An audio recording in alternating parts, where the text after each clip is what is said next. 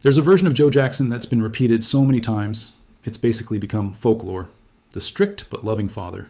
The tough disciplinarian who pushed his kids because he saw greatness in them before the world did. And hey, look how it turned out, right? 9 successful children, generational wealth, the best-selling artist in the history of recorded music. That's the version Joe himself told, right up until he died in 2018. And it's also, according to nearly every single one of his own children, an enormous lie built to make abuse sound like tough love. Today, we're going deep into who Joe Jackson actually was behind that story. And I promise you, even the parts of this you think you already know go significantly darker once you actually sit with the details. So let's get into it. Joseph Walter Jackson was born on July the 26th, 1928, in Fountain Hill, Arkansas, into rural poverty during the segregated Jim Crow South. His own father, Samuel Jackson, was a school teacher, and by most accounts, a strict and emotionally distant man himself. And Joe grew up in a household where affection wasn't really a currency anyone traded in. But that detail matters more than it might seem, because abuse tends to travel in families like an inherited language, passed down not because anyone consciously chooses it, but because it's the only vocabulary a person ever learned for raising children. Joe's family moved north to East Chicago, Indiana, during the Great Migration, chasing the same industrial jobs that pulled hundreds of thousands of black families out of the South. He eventually settled in Gary, Indiana, married Catherine Screws in 1949, and took a job as a crane operator at Inland Steel, a punishing, dangerous job that paid the bills, but offered nothing resembling personal fulfillment. And in his off hours, Joe played guitar in a band called the Falcons, chasing a music career of his own that never landed a record deal. That failure sat inside him for the rest of his life, and it's genuinely worth pausing on. Because so much of what happened next traces directly back to it. Here was a man with real musical ambition, boxed into a factory job he hated, watching his own dream quietly die somewhere in the mid-1950s. And when he later discovered his sons had genuine talent, he didn't respond like a man rediscovering joy. He responded like a man who'd found a second chance to win something he'd already lost once, and he was not going to let anything, including his own children's well-being, get in the way of it a second time. The formation of the Jackson Five has been told 1,000 times as an inspiring story. Joe caught Tito secretly playing his forbidden guitar, and instead of punishing him, he bought him a real one. It's usually framed as a warm moment, a father recognizing potential. Well, comes, but listen to how Tito himself has actually described that same story in later interviews, and the warmth mostly evaporates.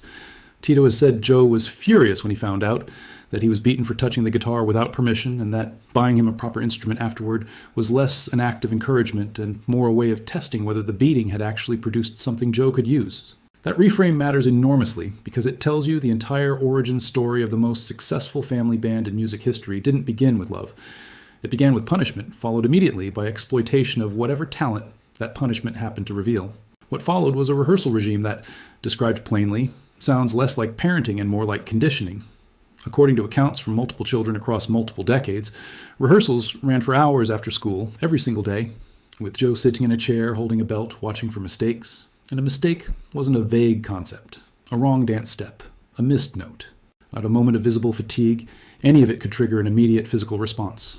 Michael, the youngest and most talented, absorbed the most attention, and by extension, the most punishment.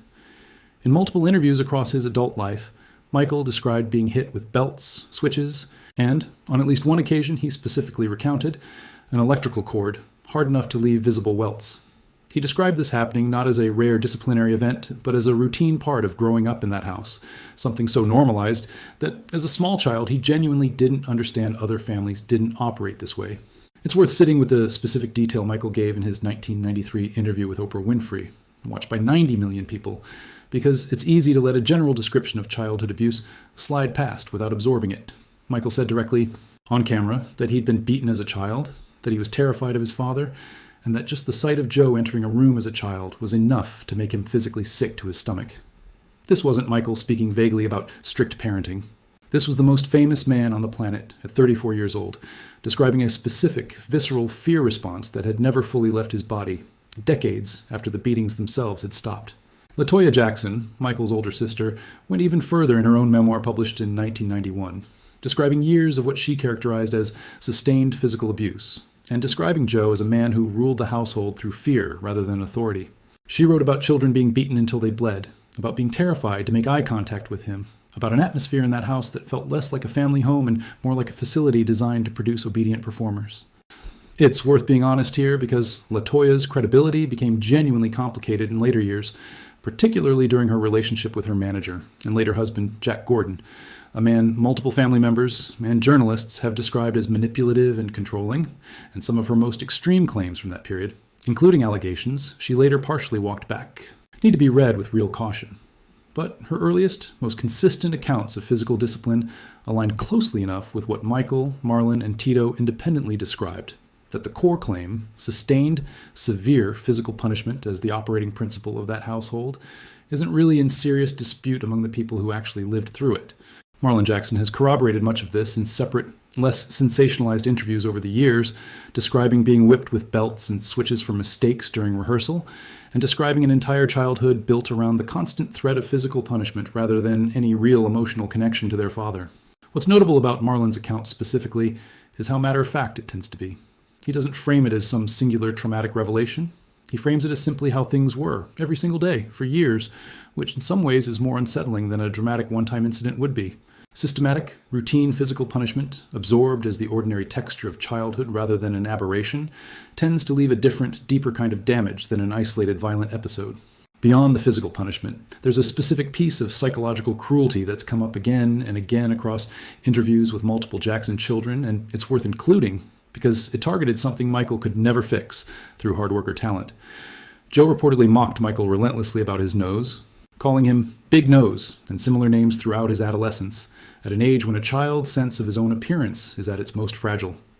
Michael later connected this directly, in his own words, to the beginning of his lifelong body image struggles and his eventual decision to undergo cosmetic surgery, describing a wound that had nothing to do with vanity and everything to do with a father who'd spent years telling him in front of other people that a part of his own face was ugly. There's one specific incident multiple sources have described that's genuinely disturbing to sit with, precisely because of how deliberate it was. According to Michael's own later account, Joe would sometimes put on a frightening mask and burst into the children's bedroom late at night specifically to terrify them, laughing afterward while the children cried. Michael described this directly as a source of nightmares that stayed with him well into adulthood, and described developing an intense fear of masks and darkness that traced back specifically to that behavior. This wasn't punishment for a mistake. There was no rehearsal error to correct, no missed step to justify it. It was, by every honest description available, a grown man deliberately terrorizing small children purely because he found their fear entertaining, and it tells you something important about the difference between strict discipline, however harsh, and something closer to actual cruelty for its own sake. It's worth talking about the favoritism too, because it shaped the family dynamic in ways that outlasted the physical abuse itself by decades. Multiple siblings have described Joe as openly comparing them against each other, praising whoever was performing best at any given moment while publicly humiliating the others, creating a competitive, anxious atmosphere where love and attention felt directly tied to performance rather than simply existing as a given. Michael, as the most obviously gifted child, occupied a strange dual position in that hierarchy, simultaneously the most valuable asset in the family business, and, according to his own accounts, one of the most frequently punished children in the house because more was expected of him and Joe's standards for him were correspondingly higher. Being the favorite and being the most beaten weren't contradictory positions in that household. They were, disturbingly, the same position. The financial control adds another layer worth understanding, because it extended the power imbalance well past childhood and into the years the children were nominally adults earning real money. As the Jackson 5's manager, Joe controlled virtually all of the family's earnings during their Motown years, and multiple sources over the decades have described the children receiving comparatively modest allowances while Joe managed, and by several later accounts, significantly benefited from, the actual revenue their success generated. That arrangement is common enough in child star households generally, and it doesn't automatically constitute abuse on its own. But layered on top of the physical punishment and psychological control already documented, it completes a picture of a household where Joe held total authority over every dimension of his children's lives, their bodies through physical punishment, their self-image through psychological cruelty, and their financial independence through direct control of the money their own labor generated. Katherine Jackson's own experience inside this marriage is worth including too, because it shows Joe's pattern of control and cruelty wasn't limited to how he treated his children. Joe had a long documented history of infidelity throughout the marriage, and in 1974, Katherine actually filed for divorce after learning of an affair, though she ultimately withdrew the petition and the couple remained together in a marriage that lasted until his death, for reasons she described in later interviews as complicated, rooted partly in her religious convictions as a devout Jehovah's Witness, and partly, by her own account, in a genuine if deeply complicated love. That affair produced a daughter, Joh'Vonnie Jackson, born in 1974, whom Joe kept largely hidden from the rest of the family for years before her existence eventually became public. Katherine has said she learned about her husband's other daughter years after the fact. An additional betrayal, layered on top of a marriage, many of the children have since described as functioning less like a genuine partnership, and more like Joe simply being the unquestioned head of a household that existed primarily to serve his ambitions. I want to address the more serious sexual abuse allegations directly, and I want to be very careful and precise about exactly what's actually been alleged versus confirmed, because this is the area where the record gets genuinely murkiest, and where irresponsible reporting has done real damage in the past. Jermaine Jackson, in his own 2011 memoir, wrote that he'd witnessed Joe behaving inappropriately and separately over the years. Both LaToya and, in some interviews, Marlon have made statements alluding to sexual abuse within the household, though the specifics, targets, and severity of these claims have varied significantly between different interviews and different points in different family members' lives. And some of the most serious specific claims LaToya made during her years with Jack Gordon were later characterized, including by LaToya herself after that relationship ended, as exaggerated or coerced. No criminal charges were ever filed against Joe Jackson related to sexual abuse, and no court ever adjudicated these specific claims. What we're left with is a pattern of documented, extensively corroborated, severe physical and psychological abuse, sitting alongside a smaller set of much more serious, much less consistently corroborated allegations that were never tested in any legal proceeding. Responsible coverage of Joe Jackson has to hold both of those facts at once. The physical and emotional abuse is not seriously disputed by anyone who actually lived in that house, while the more severe allegations remain unresolved and unproven, not confirmed and not disproven either. It's worth asking, too, where Katherine actually was during all of this, because the standard narrative casts her purely as the gentle counterbalance to Joe's harshness, and that framing lets her off the hook more easily than the record probably supports. Katherine was, by nearly every account, including her own children's, a genuinely warmer presence in the household, and several of the children have specifically credited her with providing whatever emotional stability they had growing up. But she was also, by her own later admission, aware of at least some of the physical punishment happening in that house, and, as a devout Jehovah's Witness raised with a deeply traditional view of a husband's authority within a marriage, she has described feeling that intervening directly wasn't really hers to do. That's a genuinely difficult position to sit in judgment of from the outside. A woman navigating her own constrained options inside a marriage and a belief system that gave her limited practical leverage. But it's also true that a parent's silence, however constrained or understandable, still functions as a kind of permission, and several of the children have, in more candid interviews over the years, acknowledged feeling that their mother could have done more to intervene, even while still describing her as the parent they felt safer around. Beyond Katherine, it's worth including a few more corroborating accounts, because the consistency across nearly a decade of separate interviews from separate siblings is really the core of why this story holds up as more than gossip. Rebby Jackson, the eldest child, has spoken less publicly than her younger siblings, but in the interviews she has given, she's described a household run on fear rather than warmth, echoing the same general shape of the story without adding much new detail, largely because she'd left home by marriage before some of the most intense years of the Jackson Five's rise. Randy Jackson, the youngest son, born after the group's earliest Motown years, has described growing up in the shadow of everything that had already happened to his older siblings, absorbing the family's tension even once the most severe physical punishment had reportedly eased somewhat as the children aged into their teenage years, and Joe's control over their day-to-day lives necessarily loosened with fame and independent income. It's worth stepping back and talking about the Motown years themselves, because even setting aside the direct abuse, the sheer scale of childhood exploitation involved is staggering on its own terms. Michael Jackson was performing in nightclubs by age 7, sometimes in venues that, by his own later description, exposed him to a nightlife environment no child should have been anywhere near. School attendance was inconsistent at best throughout his childhood, subordinated entirely to rehearsal schedules and touring commitments. There was no real off-season, no summer spent doing nothing, no space carved out for a child simply to be a child rather than a product being refined for market. Joe didn't invent the concept of the child star industrial complex, obviously. But he ran his own particular version of it with a level of physical enforcement that went well beyond what even other notoriously demanding stage parents of that era were doing. It helps to put Joe in some comparative context here, because the entertainment industry of that era was genuinely full of controlling stage parents, and understanding where Joe sits on that spectrum actually sharpens the point rather than softening it. Plenty of mid-century child performers grew up under intensely demanding parental management, tight schedules, constant pressure to perform, parents who blurred the line between guardian and employer. What consistently separates Joe's case in the retelling by his own children isn't just the presence of that pressure, which was depressingly common across the industry, but the specific, sustained use of physical violence as the primary enforcement mechanism, applied to children as young as 5 or 6 years old, documented independently by nearly every person who lived through it. Plenty of stage parents were controlling and exploitative. Far fewer were described by multiple adult children years later as inspiring genuine physical fear just by walking into a room. Here's where the story gets genuinely uncomfortable to sit with, because Michael's own relationship to all of this, even as an adult, was never simple or fully resolved. In that same 1993 Oprah interview where he described being beaten and terrified. He also, in the very same conversation, credited his father's discipline with instilling the work ethic that made his career possible. He said, in essence, that the whippings were wrong, that he wished it had happened differently, and that he also believed, on some level, that without that pressure he might never have become who he became. That's not a contradiction that resolves neatly. It's the actual documented psychological reality of a lot of survivors of childhood abuse, particularly abuse tangled up with genuine achievement. Gratitude and resentment sitting inside the same sentence, sometimes inside the same breath, because the abuse and the success were never actually separable events. They happened together, driven by the same man, for the same reasons.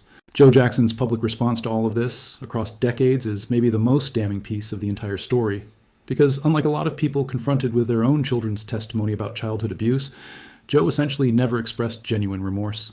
In interview after interview, across the 1990s and 2000s, he characterized the beatings as necessary discipline that kept his children out of trouble and drove their extraordinary success, framing himself less as a man who'd caused harm and more as a misunderstood architect of greatness. Even directly confronted with Michael's own public statements about his fear and trauma, Joe's public response tended toward minimization, occasionally outright denial, and a persistent insistence that whatever happened, it worked. So what exactly was everyone so upset about? That pattern reached its most publicly jarring moment within days of Michael's actual death. On June 26, 2009, one day after his son died, Joe Jackson appeared at the BET Awards and, during a red carpet interview, used the moment to promote a new music venture he was launching. The reaction was swift and brutal, with even sympathetic commentators struggling to explain how a man could use his own child's death, less than 24 hours old, as a business opportunity. Joe later said he'd been misunderstood, that grief affects people differently, and that he genuinely hadn't grasped how the moment would be perceived. Whatever the explanation, it fit a decades-long pattern of a man whose instincts, even at the most emotionally significant moments of his family's life, consistently ran toward opportunity and control rather than reflection or repair. It's worth mentioning that there were, at various points, attempts at reconciliation, or at least the appearance of them. Michael continued to have some relationship with his father throughout his adult life, inviting him to events, occasionally including him in business discussions. And, by some accounts, Joe was present or nearby during parts of Michael's final years, including reportedly attempting to visit during the This Is It rehearsal period shortly before Michael's death, though accounts of how welcome those visits actually were vary depending on which family member is telling the story. That complexity matters. Survivors of childhood abuse don't always cut off the people who hurt them, for reasons that are deeply personal and rarely reducible to a simple explanation, whether that's genuine, complicated love, cultural and religious expectations around family loyalty, or simply the deeply ingrained conditioning of a lifetime spent seeking approval from exactly the person who'd made approval feel so conditional and so dangerous to chase in the first place. Even after Michael's death, Joe continued largely defending his parenting approach in interviews, occasionally softening his language slightly over the years, but never fully renouncing what he'd done or offering anything close to the kind of direct, unqualified apology his surviving children have at various points said they wanted to hear from him. In a 2010 CNN interview, he acknowledged using a belt but characterized it as normal discipline for the era, comparing it to how many parents of his generation raised children, of framing his own children have specifically pushed back against, since the severity and frequency they've described goes well beyond what most families, even strict ones from that same generation, actually practiced. Joe Jackson died on June 27, 2018, at 89 years old, following a battle with pancreatic cancer. His funeral drew several of his children, and public tributes following his death largely emphasized his role in building one of the most successful family acts in music history, of framing that, even in death, mirrored the same sanitized narrative he'd spent decades constructing about himself. Some of his children spoke warmly of him publicly in the aftermath. Others were notably more reserved. LaToya, notably, didn't attend the funeral at all, a choice that spoke louder than any interview she could have given about where she'd ultimately landed on the question of who her father actually was to her. There's one more angle worth including before we get to the actual verdict, because it's the piece of this story that tends to get flattened the most in quick retellings. Abuse inside families that also produce extraordinary public success creates a specific kind of confusion for outside observers because the success functions unintentionally as a kind of alibi. It's genuinely hard for a lot of people to hold both facts in their head at once, that a man's methods produced 9 talented, successful children, and that those same methods constituted sustained childhood abuse by any reasonable modern standard. Culturally, we tend to resolve that discomfort by leaning on whichever fact is easier to sit with, either minimizing the abuse because the outcome looks so undeniably impressive, or retroactively erasing any acknowledgement of the family's talent and hard work. Because the abuse is so serious, it feels wrong to credit anything positive to the man who caused it. Neither instinct actually serves the truth. Joe Jackson can have built something historically unprecedented in American music, and also have been a man who terrorized his own children to get there. Both things happened. Neither one cancels the other out. So where does that leave the actual answer to the question in this video's title? Was Joe Jackson worse than you think? Based on what's actually documented, extensively, consistently, and independently across nearly every one of his own children's own accounts over more than 3 decades, the honest answer is almost certainly yes. This wasn't a strict father who occasionally lost his temper. This was, by his own children's repeated and consistent description, a sustained pattern of severe physical punishment, deliberate psychological cruelty, and near total financial and personal control, extending well into their adult lives, that Joe himself never meaningfully reckoned with, publicly, or, as far as anyone outside his immediate family actually knows, privately either. The music industry rewarded him anyway, because the results were undeniable. 9 successful children, and one of the greatest entertainers who ever lived. But rewarding the results was never the same thing as excusing how he got there. And it's worth remembering that every single person who could actually confirm exactly how bad it really was inside that house has told some version of the same story for over 30 years now, independently, without ever fully coordinating their accounts, which is about as close to independent corroboration as this kind of story ever gets. So here's what I want to know from you. Do you think Michael's own complicated feelings toward his father, the gratitude sitting right next to the fear, tell us something important about how trauma and achievement can get permanently tangled together in a person's psychology? Or do you think that framing risks giving Joe more credit than he actually deserves, letting it worked out, quietly excuse it was still abuse? And separately, how do you think about the more serious, less corroborated allegations that never made it into a courtroom, given everything else about the pattern of behavior that is extensively documented? Where's the responsible line between taking survivors seriously and being fair to claims that were never actually proven? There's no clean resolution waiting at the end of this one, and I think that's actually the most honest place to leave it. Joe Jackson never gave his children the apology several of them have said in interviews over the years they genuinely wanted. He died still largely defending his own methods, still framing the results as justification enough. Whatever accounting was owed never really got paid, and it never will now.